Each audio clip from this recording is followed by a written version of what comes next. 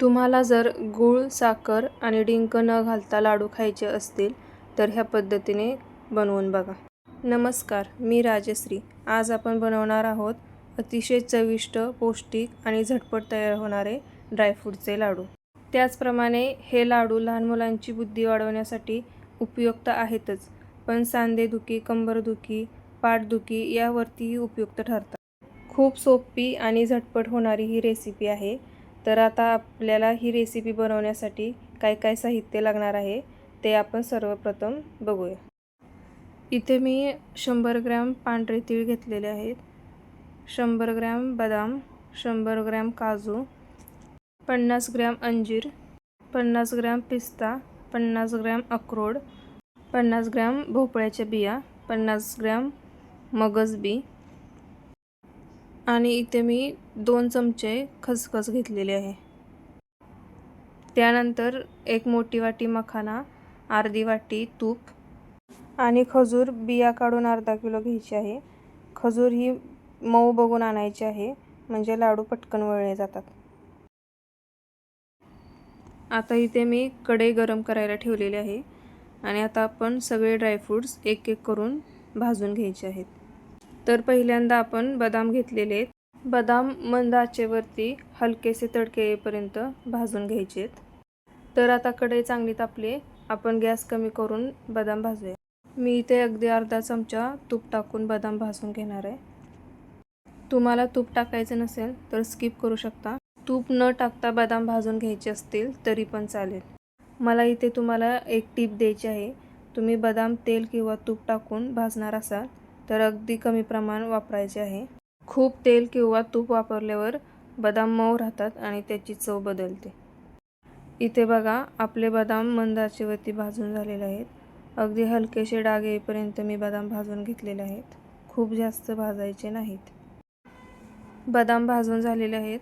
आपण एका ताटामध्ये किंवा परातीमध्ये बदाम काढून घेऊ. आता आपल्याला भाजायचे आहेत काजू. काजूही आपल्याला हलकेसे डाग येईपर्यंत भाजून घ्यायचे. काजू लगेच भाजले जातात, त्यामुळे आपल्याला काजू पण मंद आचेवरती भाजायचे. लक्षात ठेवा, काजू आपण जास्त आचेवरती भाजले तर ते बाहेरून तर भाजतात पण आतून कच्चे राहतात. आता इथे काजू पण हलके डाग येईपर्यंत भाजून झालेत. काजू पण आपण परातीत काढून घेऊ. आता भाजूयात अक्रोड आणि पिस्ता. हे दोन्ही मी एकत्रच भाजून घेणार आहे, कारण हे दोन्ही भाजायला फार वेळ लागत नाही.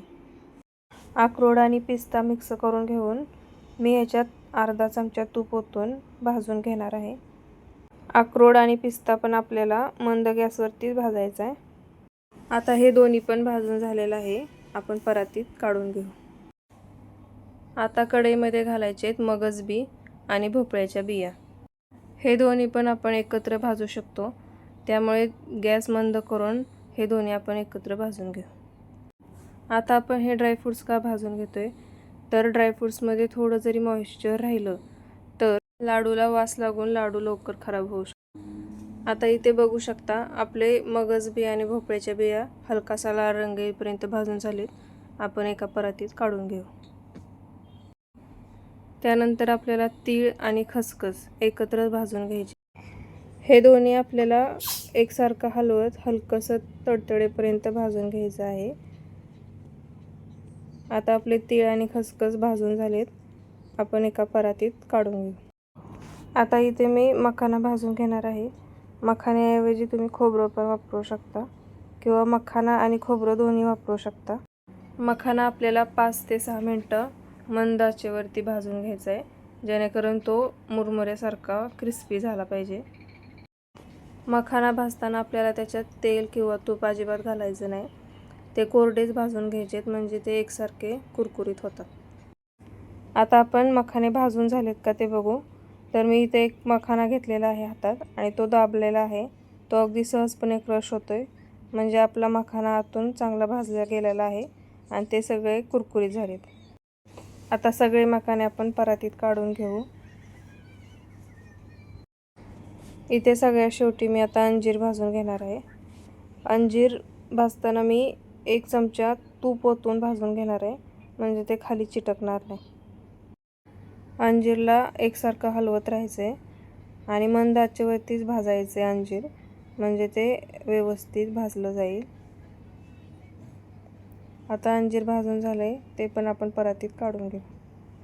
आता हे सगळं मिश्रण आपण मिक्स करून घेऊ. आपले ड्रायफ्रूट सगळे भाजून झालेले आहेत. तर मी मगज बी, मखाना, भोपळ्याच्या बिया, काजू, बदाम, तीळ, खसखस हे सगळे हेल्दी ड्रायफ्रूट्स घेतलेले आहेत. आता मी हे सगळं मिक्सरमधून एकत्र बारीक करून घेतलेलं आहे. ड्रायफ्रूटची आपल्याला एकदम पावडर करायची नाही, पल्स मोडवरती ते मिक्सरमधून बारीक करून घ्यायचं आहे आणि असं मोठं ठेवायचं. आता इथे मी खजूर घेतलेले आहे, बिया काढून घेतली, अर्धा किलो खजूर. मार्केटमध्ये जी मऊ खजूर येते तीच आपल्याला वापरायची. आता आपल्याला खजूर भाजून घ्यायची, जेणेकरून ती मऊ पडेल. कढई गरम झालेली आहे. मी आता 3 ते 4 चमचे तूप ओतून त्या तुपामध्ये खजूर भाजून घेणार आहे.